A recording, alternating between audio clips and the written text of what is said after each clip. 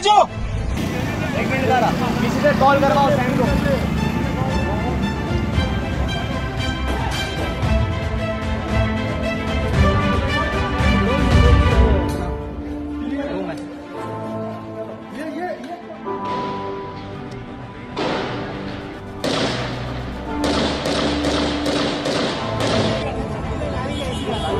धन्यवाद भाई। जी जी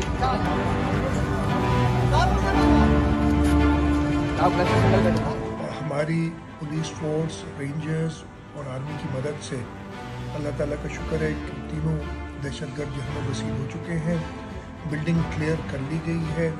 पुलिस वालों ने बड़ी बहादुरी का मुजाहरा किया है। इस पूरे वाक़े में हमारे 2 पुलिस के जवान, 1 रेंजर्स का जवान और 1 सिविलियन जो वहाँ काम करता था वो शहीद हुए हैं। उसके अलावा 14 लोग जो हमारे पुलिस और रेंजर्स के जवान हैं वो इंजर हुए हैं, जिनमें से 1 क्रिटिकल पोजीशन में है।